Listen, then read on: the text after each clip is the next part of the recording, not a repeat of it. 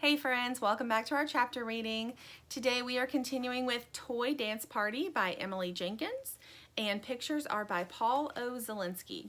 So last time we read chapter 1 and the toys kind of freaked out because the girl and her family had left and they didn't know what was going on. And so they got stuck in the snow. But the girl got home and rescued them, and so now we're going to see what happens next. Chapter 2 is called In Which There Are Wonderful Costumes and Violence Occurs. Uh-oh. The next morning, when the family is downstairs in the kitchen, Plastic rolls over to where Lumpy and Stingray are still drying on the radiator. "I didn't know the toy mice had names," she whispered to her friends. "Did you?" Lumpy didn't. "I've been calling them mice, or just mouse if there's only one." "Me too," confesses Lumpy. "Just, hey there, mouse. Come here, mice," like that. "Do you think they're mad?" worries Plastic. "How could they be?" sniffs Stingray. "They're only mice." "But we didn't know their names," cries Plastic. "Speak for yourself." Stingray flips over to the warm radiator heat on her back. "I knew." "You did? Did you know what their names were?" Stingray wavers. "Not exactly. But I knew they had nice mouse-like names just like they do.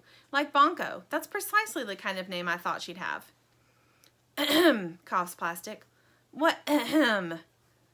"Bonkers," corrects Plastic. "It's bonkers, not Bonko." "Whatever," sniffs Stingray. "I knew she had a name is what I'm saying." "He," says Plastic. "What?" "That plump mouse Bonkers is a he." "How can you tell?" asks Stingray. "He told me." Plastic bounces one slightly. Lumpy shakes his head, reflecting. "I thought they were all called mouse. Like Stingray's called Stingray and sheep is sheep." "And Rocking Horse is Rocking Horse," adds Stingray. Coughs Plastic. "What now?" Stingray's irritated. Plastic explains. "The horse is called Highlander. I thought everybody knew that." "Well, do you know the girl's name then?" Hurrums Stingray to cover her embarrassment. "Do you, huh?" "Yeah," says Plastic. "Yeah, you mean you know it?" "Sure." Plastic twirls in self-satisfaction. "What is it?" Stingray is too curious to pretend anymore. "Honey," replies Plastic. "That's what her mom and dad call her when they wake her. They say, 'Get up, honey, good morning.'" Honey charges up the stairs and everyone goes quiet. She shoves her feet into her winter boots and grabs a sweater from a drawer. "Can I take Barbie?" she yells down the stairs. Her mother sighs from below. "Why do you need Barbie at the movies?" "Just for fun in the car," Honey answers. Stingray wants to go to the movies. Stingray wants to have fun in the car. Why should a silent Barbie get to go when a knowledgeable and beautifully blue Stingray is available instead? While Honey's back is turned, Stingray leaps off the radiator and scoots herself as close to the vinyl Barbie box as possible. She tries to look adorable. "Fine," the mother calls, "but be quick. I don't have time for you to put it in a new outfit or anything. The movie starts at 11:45. Honey puts on her sweater and walks over to the Barbie box. There's Stingray on the floor, looking up with those big eyes. "Stingray wants to go to the movies too," Honey yells down the stairs. "She's never been." "Stingray or a Barbie," her mother answers. "Not both." "But I want to take Stingray." "So leave the Barbie," her mother says. "Let's go." Honey grabs Stingray, clips a barrette in her hair, and ha-ha! Stingray is off to the movies, and the Barbie box remains unopened. When Stingray returns, she's glowing with happiness. 3 hours alone with Honey. 3 hours of specialness. Specialness forever and ever.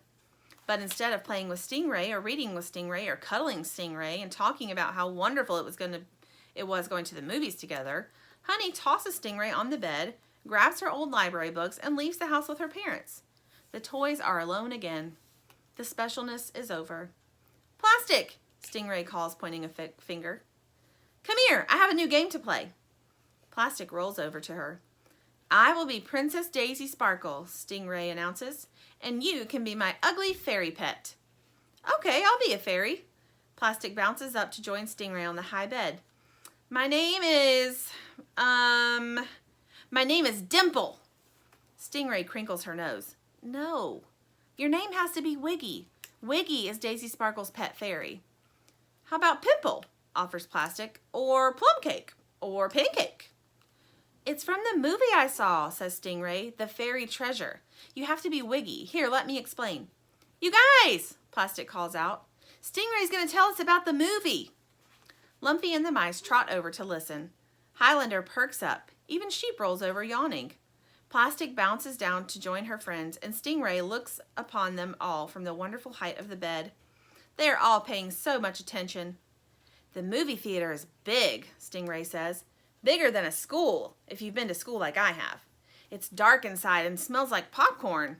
People eat popcorn in the movies. It's a whole room full of people eating the same food in the dark, just popcorn.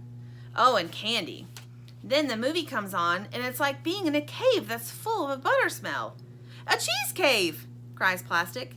Cheese is when you put milk in a cave. I'm telling about the movie, Stingray reminds her. Tell the story, squeaks the mouse called Bonkers. Tell it now. Stingray fluffs her plush out. Princess Daisy Sparkle is the kindest, most excellent princess there ever lived, she explains. And she's so special the whole kingdom loves her. She wears a royal blue dress and then a sky blue dress. She has hair down her back really long, and she rides a unicorn. She has an ugly fairy pet called Wiggy, and these mean guys try to get the fairy treasure. Ooh, cries Bonkers, mean guys! Stingray continues. Daisy Sparkle meets a prince, and a witch is chasing after them, all green in the face with teeth. She lives in an underground lair. What's the name of the prince? asks Lumpy. It's not important, says Stingray. He's a prince. Then Daisy Sparkle wears a navy blue dress and saves the treasure, but she gets caught, and the ugly fairies come to her rescue. And then that's the end. It was so good. What happens with the witch? asks Lumpy. They get rid of her. And what about the prince? Lumpy wants to know. She marries him at the end, and that's when she wears the dress that's robin's egg blue with silver trim, answers Stingray. Does he get a fairy pet too? Stingray harumphs. Those other guys are not important, I told you. Daisy Sparkle is important. I'll explain it while we play, okay? Highlander, you can be my unicorn. And Plastic's going to be Wiggy. And Mice, you can be the ugly fairy friends. Lumpy, you can be the witch if you want. Lumpy's not sure. Do you want to be the prince? You can be the prince. Lumpy does not answer. He'd like to be somebody important. Sheep? Stingray jumps down and pokes the one-eared sheep. Sheep, you be the witch, okay? Because Lumpy will be the prince. Sheep does not reply because she's not awake. I'll be the witch, Lumpy finally decides. Good. Your name is Cackle. Stingray goes under the bed. Last time she was supposed to clean her room, Honey shoved a bunch of dress-up clothes under there. Stingray attempts to adorn herself in a sky blue handkerchief, but it's just too small to stretch around her plush body. She tries again, this time wrapping herself in 2 necklaces and a small white feather boa. Not blue enough.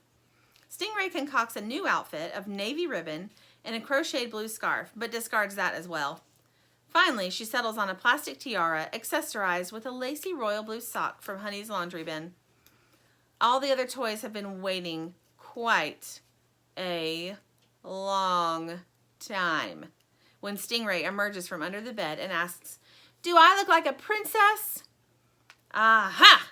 Yells Lumpy as Cackle, wearing a black velvet cape.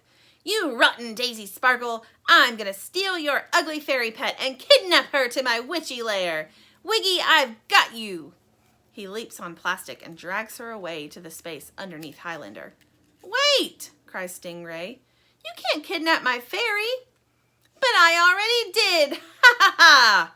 Lumpy laughs his evil laugh and squeezes Plastic in his forepaws. Kidnapped! Kidnapped! Yells Plastic. Here they are, playing the game. So Lumpy kidnapped Plastic, and he's hiding in his witchy lair.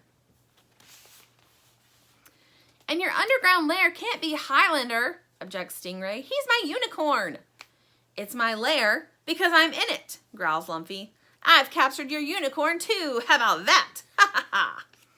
I wasn't ready, cries Stingray. We didn't even start, and now you're kidnapping everybody. Plastic bounces forward. I can escape, right, Daisy Sparkle? Can't Plumcake escape? Can't she fly? Wiggy, corrects Stingray. Wiggy is your name, and you're a boy.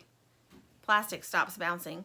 I don't want to be a boy, she protests. I'm a girl. It's pretend, Plastic, says Stingray. In pretend, girls can be boys and boys can be girls. Anyone can be whoever they want. Look, Lumpy's being a witch, right? Yeah, but I'm a boy witch, says Lumpy. You are not. I am too. I'm going to magic your unicorn and turn it into a dragon for me to ride on, cries Lumpy, grabbing a pickup stick and using it for a wand.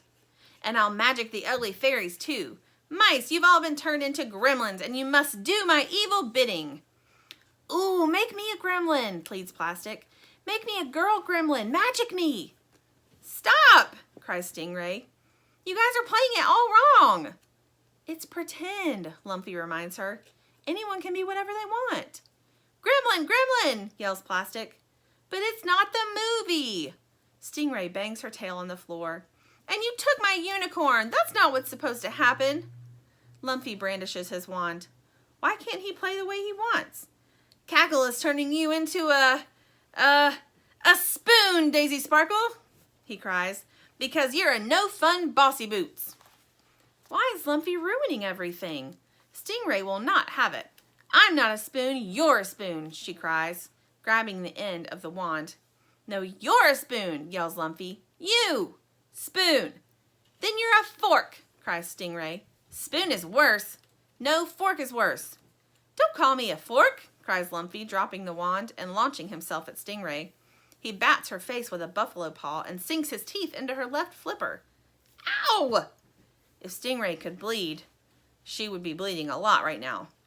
Lumpy chops harder, and Stingray swings her long tail around and hits him in the head. Wonk! Again, wonk! And finally, wonk! Lumpy lets go. Ugh! Lumpy has a chunk of Stingray's plush in his teeth. But while he's spitting out plush, Stingray bangs him upside the head with a flipper. Bap!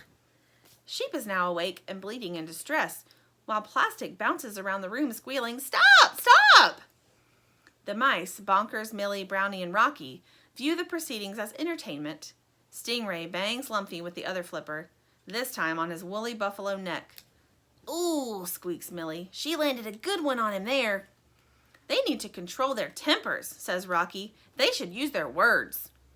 Stingray hits Lumpy in the tummy with her tail. Bap! Knocking him over. Now Lumpy, back on his feet, lowers his head and shakes his buffalo horns. He's so angry. Stingray is such a bossy boots all the time. Charge! Rumpa-lumpa, rumpa-lumpa. Lumpy goes for Stingray like a bull in a bullfight. He rams his horns into her, tearing a hole in her side, then tosses her up, through the air, and across the room where, thump, she lands in the big toy box. Lumpy doesn't care if Stingray's hurt. He doesn't care if she never talks to him again. Horrible bossy boots Stingray. Still wearing his cape, Lumpy runs, rumpa-lumpa, rumpa-lumpa, out of Honey's bedroom, past the bathroom, and into the grown-up bedroom. Honey's room is silent except for the thump-bump-bump-bump of Plastic, letting herself cease bouncing and rolling to a stop. Are you okay, Stingray? She calls into the quiet. A flipper peeks over the edge of the big toy box and waves weakly. She's okay, cry the mice. She's the winner, whispers Bonky to Millie. I knew she could win. She's got a great tail, hasn't she? And Lumpy hasn't got any tail at all, just a stumpy bit.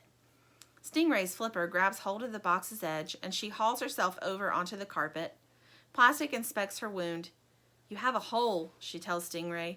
You're going to need to get it sewn up if you don't want your stuffing coming out. Stingray nods. Then her face crumples and her mouth turns downward and her eyes squinch. And she would be crying tears if she could, and anyway, she is crying, just without the tears. There's no Lumpy here to tell her not to panic. Lumpy has hardly ever been in the grown-up bedroom before. The bed is lower than Honey's, but so wide it takes up almost the whole room. The closet is enormous, and through another door is a bathroom inhabited by purple towels, whom Lumpy doesn't know very well. Two tall dressers loom at the far end, and in between them is a low wooden chair with a basket on it. There are no toys and nothing underneath the bed except a mom sock and a cookbook. Lumpy stomps in furious circles under the bed for several minutes. Then he emerges and begins kicking the wooden chair with his left hind leg. That's Stingray, Lumpy kicks again. She always has to be the important one. She always wants to make the rules. Hitting me with her tail, he mutters to himself, as if a tail is so useful, as if a tail is such a great thing to have. Another kick. I don't know why Honey took her to the movies anyway, Lumpy grunts. I would have liked to see a movie. I would have liked it as much as Stingray. I would have liked it more, actually. Another kick, harder this time. And oh, the chair wobbles and the basket on it tips. The stuff in the basket tumbles out. Yarn and thread and needles and fabric. It's a craft basket, and several balls of rainbow yarn land on top of Lumpy. He jerks his head around, but that only serves to stick his horns right tight into the acrylic blend ball. He rolls on his back, on his side, on his back, and all around some more, trying to get out from under. Soon, poor Lumpy is tangled in rainbow yarn, and he can't seem to untangle, no matter how he rolls. And without thinking, he cries out, "Stingray, help!" But no Stingray helps this time, and he knows no Stingray's coming. Stingray's wounded. Her flipper has a hole in it made by buffalo teeth and horns. Lumpy lies on his side, tangled in yarn, for a long while. Finally, he hears the sound of the family car pulling into the driveway. Lumpy struggles to his feet. He takes something from the craft basket in his mouth and shuffles underneath the grown-up bed, his feet jumbled in yarn and his head bowed with the weight of a ball of rainbow acrylic on his horns. "As soon as Honey sees me, she'll have me mended," Stingray tells Plastic. "She'll be so mad that Lumpy made a hole in me, she'll take care of that right away. Then she'll punish Lumpy really bad." This idea makes Plastic nervous. Punish him how? Oh, she'll spank him with dry spaghetti. Or maybe she'll make him drink nasty fruit punch tasting medicine. Or she'll give him 68 timeouts, where he has to sit in a bucket by himself in the hallway, says Stingray, as if she knows. But when Honey comes in, smelling of toothpaste and strawberry soap, she takes Stingray to bed as usual, without noticing the hole. How can Honey not see that there's a gaping hole in Stingray's flipper, with stuffing peeking out, exactly where there was no hole at all when they went to the movies and had all that specialness together? Honey goes to sleep after 10 pages of story about the mouse in the dungeon, but Stingray lies there, awake, long after 8:30, patting her own wounded flipper in the dark and saying, there, it'll be okay," because nobody else is around to say it. It's midnight by the time the grown-ups fall asleep. The house is dark, and from his hiding place under the parents' bed, Lumpy can hear the toy mice giggling. It sounds as if Highlander and Sheep are having a conversation, and Plastic is in the bathroom, bouncing around. Lumpy can hear her showing off for Tuk-Tuk, still trailing yarn with a ball of rainbow acrylic on his head and holding something he got from the craft basket between his teeth. Lumpy limps to Honey's room. It's slow going as his feet are tangled and his head woefully heavy, but Lumpy gets there and asks the toy mice to untangle his legs and pull the ball of yarn off his horns. Quietly, he climbs onto the high bed where Stingray and Honey are sleeping. He taps Stingray's tail, hoping to wake her up. She doesn't move. "Psst, Stingray," whispers Lumpy. "Look at what I brought." She doesn't wake. Carefully, Lumpy takes something in his paws. It's a needle already threaded with blue thread. Lumpy pokes it into the edge of Stingray's wound with his front feet, then pulls it through the other side with his buffalo teeth. Holding a bit of thread down with one foot, he loops the needle through and pulls it tight to make a knot. Then he sews up Stingray's hole in neat stitches, pushing in with the forefeet and pulling out with the teeth, until it's time to make another knot. He bites the thread so as not to leave any of it trailing, and scurries back to the grown-up bedroom to return his supplies to the craft basket, which Honey's mom has straightened up. Stingray wakes at 5 in the morning. Her flipper feels different, feels better.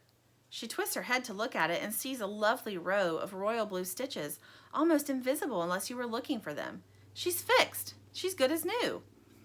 At first she thinks Honey must have done it, but Honey is sound asleep with her mouth slightly open. And Stingray has to admit that Honey never wakes at night unless she has a nightmare. Stingray moves to the edge of the bed and peeks over to see if any toys are awake. Nobody is. Sheep is tipped over beneath Highlander, and the mice are cuddled together under the toy box where they like to hide. Lumpy has returned. He's asleep in his favorite spot on the fringed pillow at the door. But what's that? Stingray leaps down and scoots over to look more closely. A piece of royal blue thread trails from Lumpy's mouth. It's the same thread as Stingray's stitches. Now Stingray understands. Lumpy must have done it. Stingray doesn't know how he managed, but Lumpy must have sewed her up. With blue. A beautiful, wonderful color of blue, which is already the best color of all the colors there are in the world. If that isn't an apology, Stingray decides, it's something awfully close. Maybe it's even something better. All right, friends, that's the end of Chapter 2. Join me back next time and we'll see what happens with these silly toys in Chapter 3. Bye!